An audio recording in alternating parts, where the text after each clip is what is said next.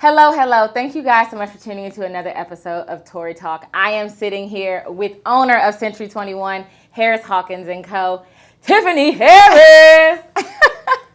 And you guys, again, like I told you when I put my flyer out, if she looks familiar, it's because I got the opportunity and the privilege to interview her during the pandemic. And it's been so fun being able to catch up with all the ladies that I was like, we're online.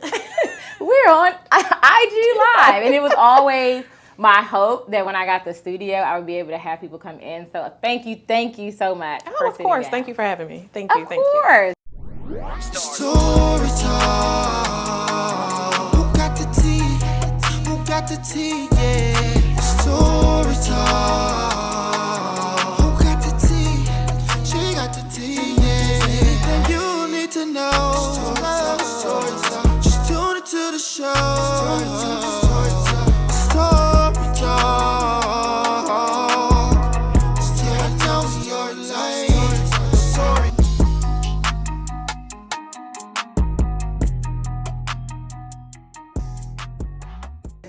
And what I think is going to be so fun about this topic and like having you on the show is that from the time of the pandemic to now, there has been a crazy boom and like this real estate, social media thing. Like So much. so much. So much. It's always been, but it was a little different. And can you tell me how you feel? Because it's just what I would like, to preface this for you. Okay.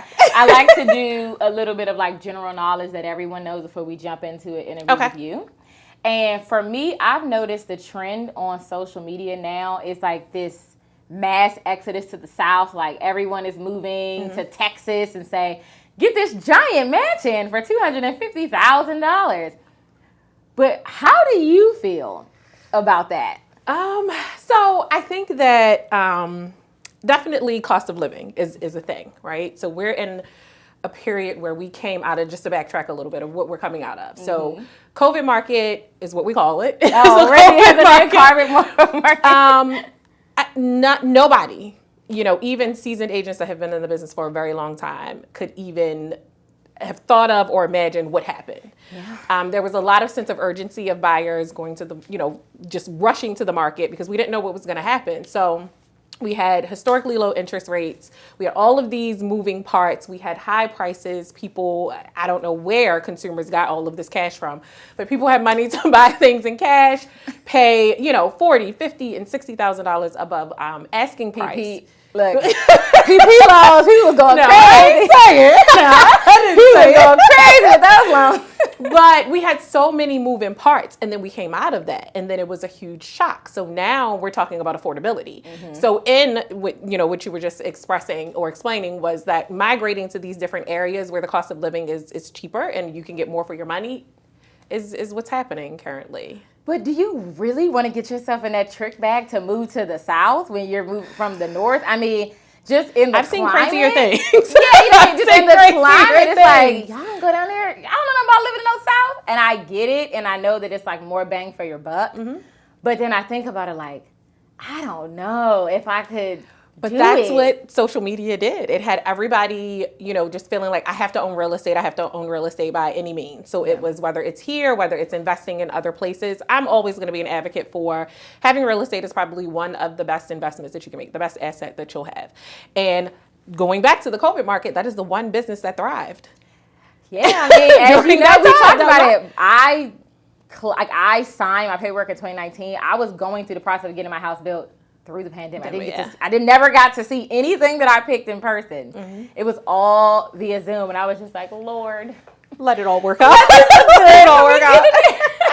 Because I'm looking at these small boxes and your email. A wild time. It was really wild time. It was definitely tough for us. I say it's a gift and a curse because I don't think if we didn't have that downtime that we would have been able to build what we built. But I also feel that it was a disconnect with our clients because you're on FaceTime at settlement, you're, doing video showings and walkthroughs. So it was a different time, but it's that thing of pivoting, not panicking. So we had to pivot in that market. Now, when it comes to thinking about that time, because you said like the business was just jumping off around 2020 for you personally, right?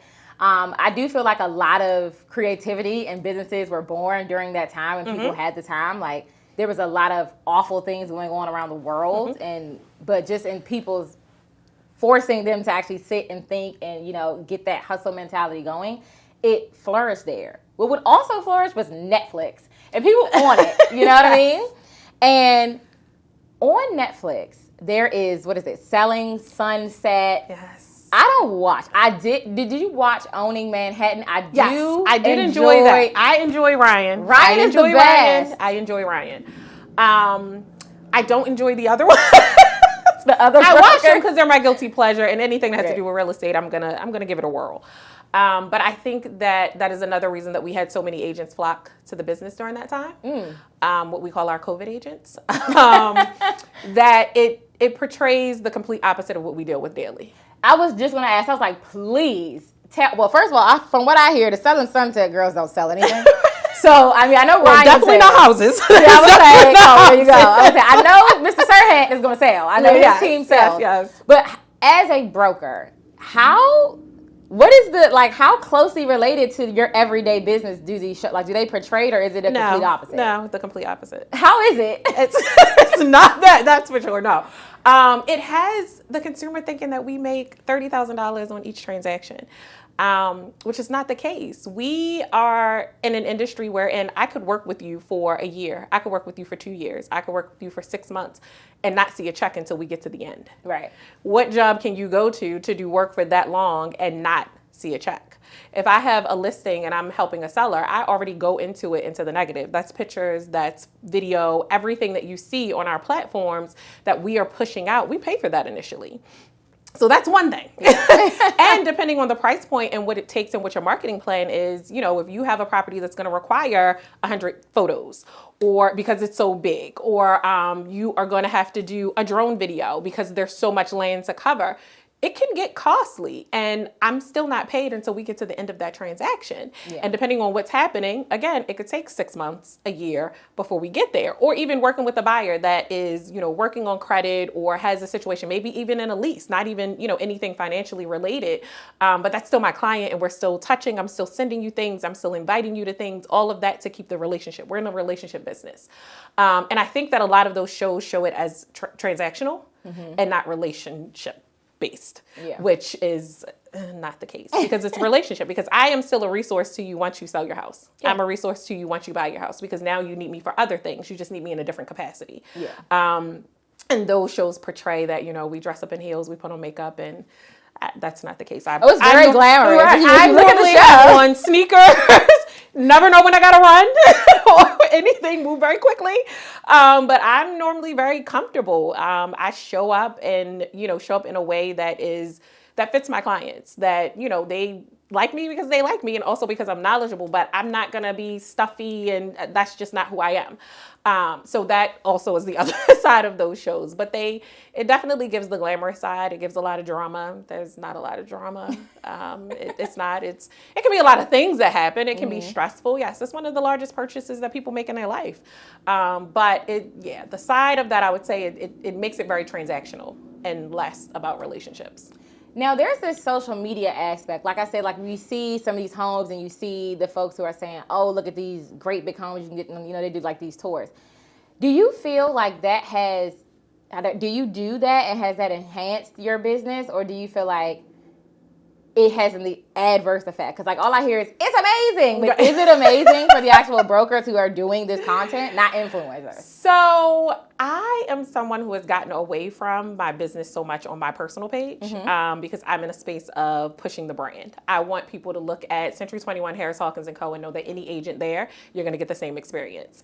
I also feel that social media has turned into, specifically Instagram, that agents are posting for other agents. That's what I was thinking. Because you have to think about that as a lead generation source. So if you can't express to me, and I say this to my agents all the time, if you can't tell me what your conversion rate is from Instagram or from Facebook, what are we doing? Yeah. So I think it's gotten more to that everybody wants to have the appearance that I'm busy. So it's the tours, it's the, you know, posting, but not really with expectations of what you're trying to get from that, but then also a real plan around what your marketing looks like. So I'm someone that we are not that way. I do promote my clients' homes, but in a different aspect. So I'm more story focused than post recently.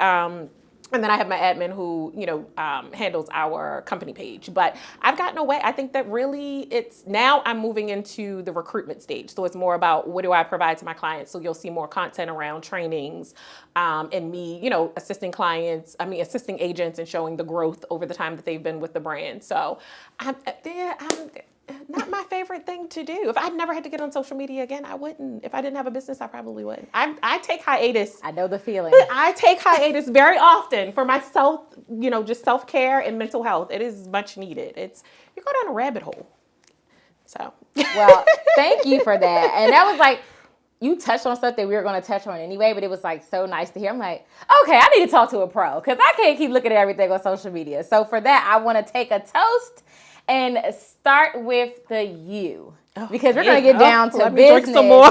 Because this is a business woman. Everyone, as I tell you guys that I have on, is dynamic women and as a whole, dynamic business owners, dynamic people. So I'm so happy. I'm talking. To have you on. Now, when we last spoke, this was the beginning of Harris Hawkins CO, essentially, right? Yes. We can do a little brief about that, but you can go back and watch our interview because we did a deep dive over there. We did. But from that time to now, like in between the time, how has the business changed and grown? We've grown in a number of ways. I think that as what we would have been considered a boutique brokerage, we definitely made our mark in the industry and we did very well. As a business owner, you are consistently and constantly assessing your business and where you're going, planning for the future, seeing what that looks like. So we stand on collaboration over competition. And it was probably about 2 years ago, so halfway through being open, that it was like, okay, so what's the future of this? When we first opened, I always had in the back of my mind that I wanted to franchise the business, that I wanted to be much bigger than being locally. But what did that look like? It wasn't until October of, what are we in, 24? October of 2023, that we started toying around with the idea of potentially franchising with a larger brand for a number of reasons. It was first assessing the quality of agents that I had and what they would need from me in the future as a broker. What would they need from a brokerage? So it was important to me to make a decision that was for where my agents were going. And not where they were, because I could sustain that. But at some point, they're going to outgrow, and not even just my agents, because I tell them all the time that I don't want you to stay because you like me.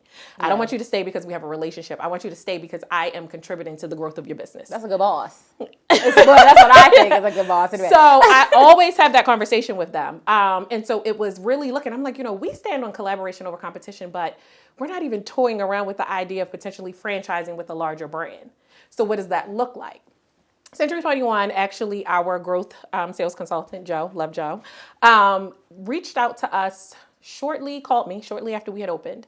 And he said, hey, I know you just opened, but if anything changes. And I'm like, nope, you know me.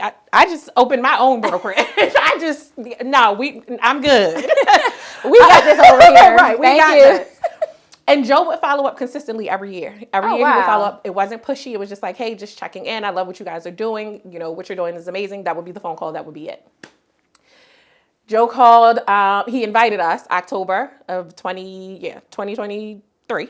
Invited us to one of their conferences. What I liked about the brand was that they never sold me on the brand. They put me in rooms that sold the brand. Oh.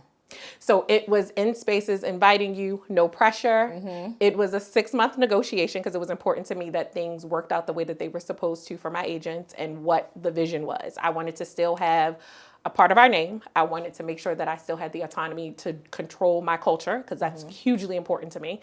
And then also the day-to-day. They wanted nothing to do with that. And then I thought about that, I've always been told just from very, very successful business people that you build a business to be sold or you build a business that people want to invest in. So at that point, I knew that I have something, that we have something in what we've built, but this is going to take us to the next level and the direction that the industry just in general is going. I was like, being backed by a larger brand, why wouldn't I? Yeah. So for that, we made the decision, came to terms, and here we are, Century 21, Harris Hawkins CO. And especially being able to keep that autonomy too. I think that's the part that Huge. a lot that of was the times most important because we met with other brands, and it's just very, very big for me to still be a broker that agents can reach. You can call me. You're not a number. You can reach out to me. I'm going to answer. To still be hands-on. I didn't want to have to meet these certain recruitment numbers because for me, it's about quality over quantity. If I grow to be a very large brand and I have 200 agents, great. But it's more about the quality of agents that I have, teachable agents, agents that want to learn, that are invested into the industry, that have morals and integrity are way more important to me than how many houses you sold last year. Because there's a huge difference between building a business and doing real estate. The person that does real estate is going to sell a house here and there. Great. The person that's building a business understands the investment that you have to give into this. This is something that you have to love even when the checks aren't coming. And see, that was one thing I want to talk about. I know it may sound silly, but like, can you explain, okay, you are a real estate broker? Yes. Or you are a real estate agent? Yes. What is the work of a broker and what is the work of an agent? Because it seems like sometimes it seems like people like are using these terms, but they're not the same. From different states, some of their real estate agents are called brokers, some are called salespersons. Right. So in Maryland, I'll just strictly to Maryland and DC and Pennsylvania, I'm also licensed. But in those areas, as a real estate broker, there can only be one broker. So the broker is normally either your managing broker, so they manage an office but may not own, or you have your broker owner. So I'm a broker owner. So you're Ryan. Yeah, right. Yes, I'm Ryan. Yeah, you're put in the terms. You are Ryan Serhan. Got it. Yes. So I own the brokerage, and now, it's essentially I own a franchise. So I own a franchise of Century 21, but it is me. I am responsible for supervising every agent that hangs their license at my brokerage. I take that very, very seriously, which is why I'm very selective about the agents who affiliate with the brand. But that is the difference between that. Now, you can have associate brokers, which are essentially realtors that have taken the same education that I have, but because there can only be one broker, they're an associate broker unless they went on to either be a managing broker or open their own brokerage. Now, what I've noticed a lot of is that it seems like for some reason, I said, you just let him go. I was like, he coming. I'm trying to do something. I know. Man, come here. Man, come on. Come back. He pays us no mind. You see this? He like, just like I heard you, but I'm over here okay. though because I'm trying to get rubbed again. Like, that's where my focus is at right now. Okay. 3. Okay. So what I've noticed is that there tends to be this idea that everyone is getting rich as this, like as a realist. You know what I mean? Like when you see it and when you hear people speak about it, it just seems like, I am going to be a real estate agent. I'm going to sell houses. I'm going to make all of this commission. And it just seems like when you actually speak to people who are in the business and are really, like, this is not really how it is. It's hard. Why do you think people get into it then? This seems like a very tough sale. You have to sell a whole house. Going back to selling Sunset. You have to sell a home. I think that there are unrealistic expectations, and I think an industry as a whole, we have not done a great job of really showcasing what it takes and being honest when agents reach out or when a potential agent reaches out and really setting what this looks like. I think also that it's very, very easy to get your real estate license. Is it? I was like, it must be very. It is a 60-hour pre-licensing course. That's it? That is all. That is 60? I can do 60. That is all. You take an exam from the class that you take. You can do online or in person, and then you sit for the state exam, and you go affiliate with a brokerage, and you are a real estate agent. I think that a lot of agents don't put enough time and energy into really searching for the brokerage that fits for them. I think that there are unrealistic expectations in even what we're supposed to do as a broker. And I think people being honest with themselves, that whether or not this is something that I'm willing to commit to once they find out what it is and what's entailed in it.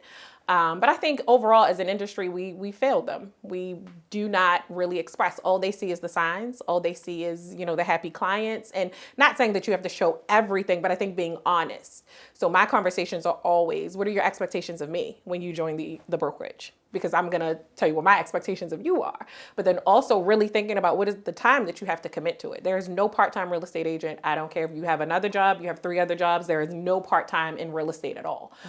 It's essentially 2 full-time jobs. And I was what we consider dual career, having a full-time job and being a real estate agent prior to becoming a broker for 4.5 years. Yeah. It's 2 full-time jobs. I would leave one and completely start. So I think it's just not really having the realistic expectations of what this looks like, and then being set up to do so. And that's me having the conversation as far as finances, but not even above finances, but also what's your support at home?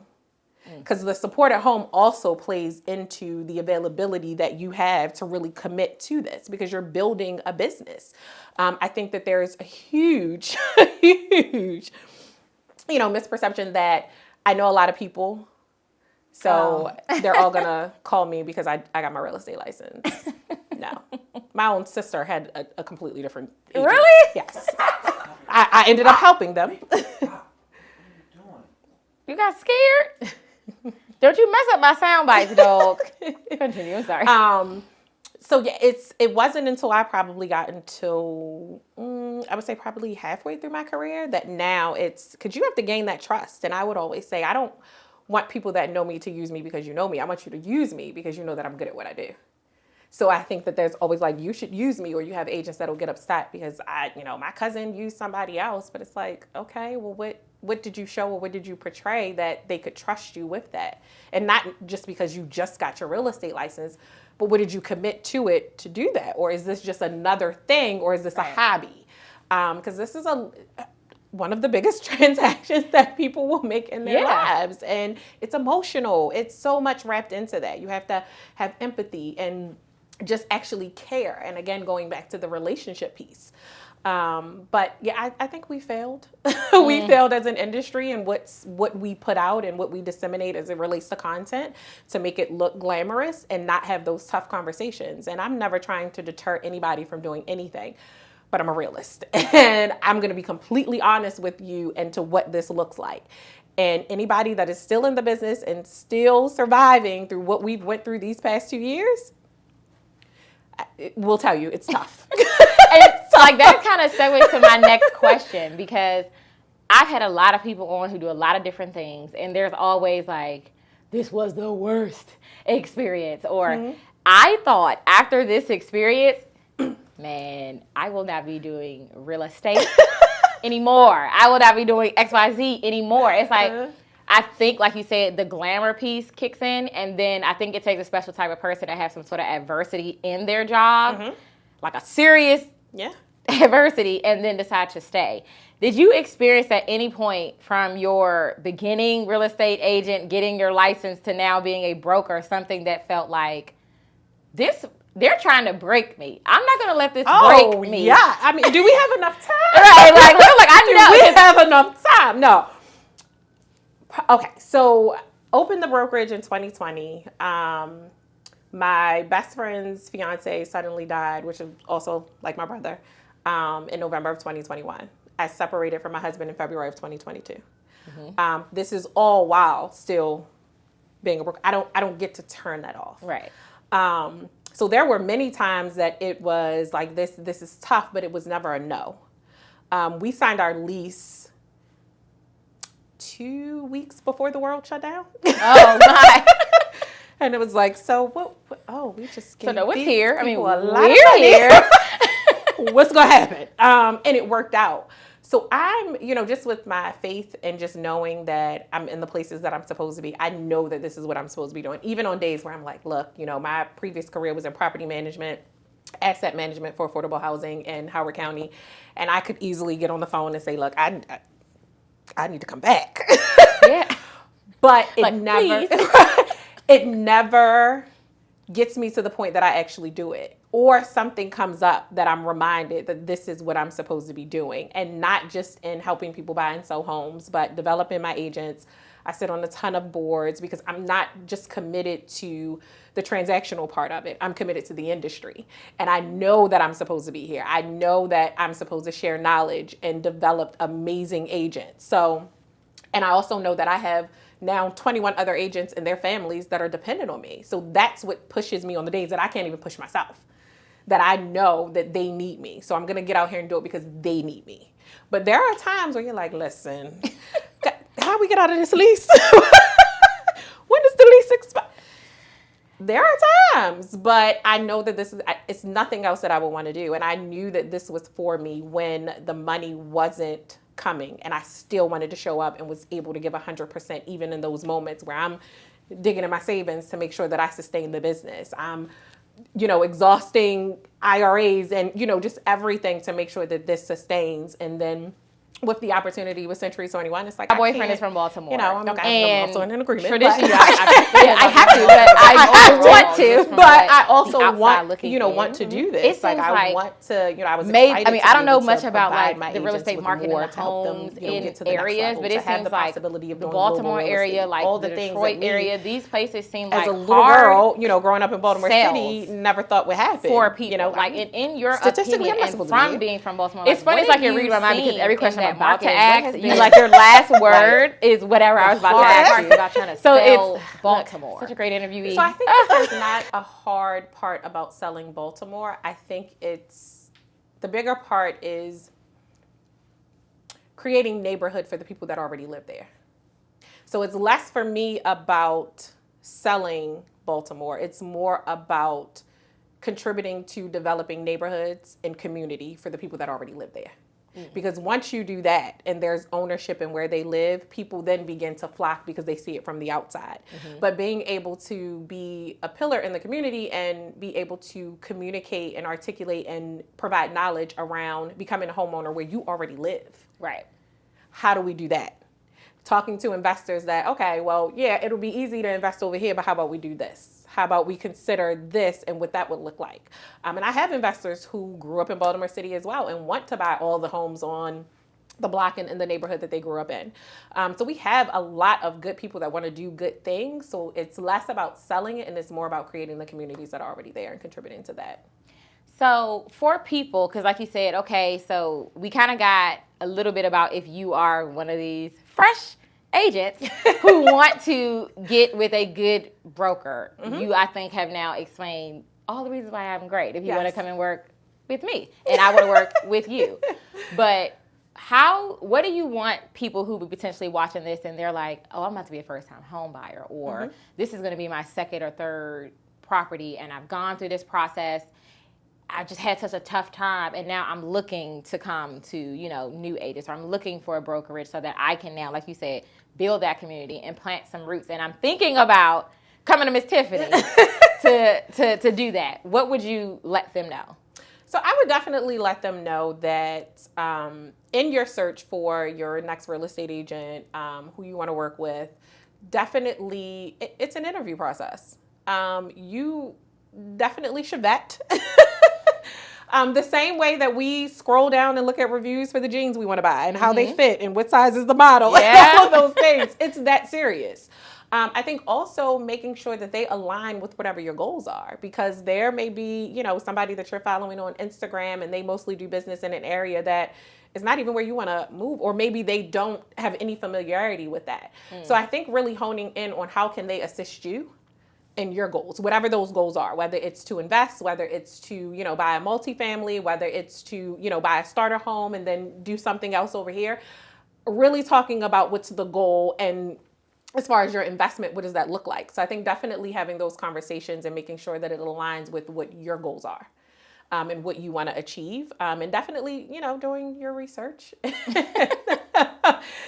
your research. And it has nothing to do with tenure. I know some amazing agents that may have been in the business for a year or less and are killing it. So it has nothing to do with the time frame. I know seasoned agents that, probably should hang their hats up. But I would just say you just want to make sure that at all times that it aligns with your goals. And the same for agents that are looking for brokers. Make sure that it aligns with what you're trying to achieve. Make sure that the training aligns. Make sure that the expectations are discussed and that there's no assumptions, so there's no blurred lines in what you're going to get when you affiliate.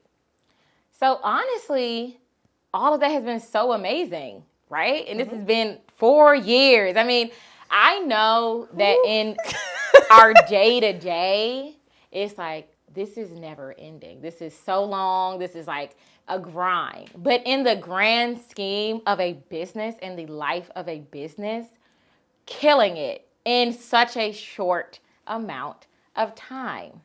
That is amazing. So I want to make sure that we do applaud that, because it's like, I'm telling you, everyone comes on the show, amazing strides. Like from the time I talked to you in 2020 to now, it's like, wow. Yeah.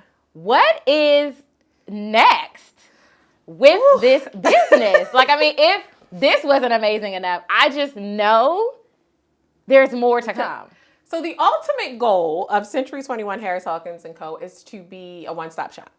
I ideally would like to have everything that you would need in any type of real estate transaction. So that's from property management to contracting to helping with investment to having hard money lenders. Like, I want us to be the one-stop shop. That's, even including to that movers, just everything that you would need, relocation, having relocation specialists. So ultimately that is the goal. My goal for that is over the next year. Oh, not the year. I was like, oh, you did y'all pray for me. That's a tight one, a year. Pray for me. But that is my goal. That is my goal, to end, 2025 with having all of those departments in place to make it a one-stop shop. And then in the following year, you see that? This is how you run a business, okay? I got my 1 year and then my 2-year goal. Is to definitely start tapping into global real estate. That, again, is something that definitely attracted me to Century 21 and having the opportunity. That has something that has been on my goals list. I'm huge on goals. So I always go back and reflect, and that was something that was on there. Franchising. And I was franchise was just a word on one of my goal lists. And to now be a franchise owner, when I wrote it, I didn't even think about what it looked like. And I think probably subconsciously it was me franchising the Harris Hawkins & Co brand, but it is the same thing. So I'm just very huge on goals. So yes, the goal is to, in 2 years, to start tapping into global real estate. And I know you will. Someone else sat in that seat when they had they own a salon suites in Baltimore. Mm-hmm. They only had like 1 or 2, I think, suites left. And we said in that chair, she said, by the time this interview comes out, I hope that we'll be booked up. Before the interview could even really drop, she was like, Katori, they are booked. I am completely booked. I love that. So I don't know if it's like something happened with the seat, but let me receive all the good juju. In a year, we're gonna follow back up, and you're gonna say we have hit that goal, or maybe. The way I know, and the way from the time that I started following you and following the business and just seeing the growth, because I do keep up with everyone I interview, I know that a year is your goal, and you'll probably hit it in 6. 6 months. Look, I'm giving you 6 months. I feel it. I feel this for you. And again, I just want to thank you so much for coming and taking this time and sharing this clear wealth of knowledge with me and with you all. Please let everyone know where they can follow you, get in contact with you, work with your business, let them know the whole spiel. Yes, so on Instagram, I am Tiff Harris _ the broker.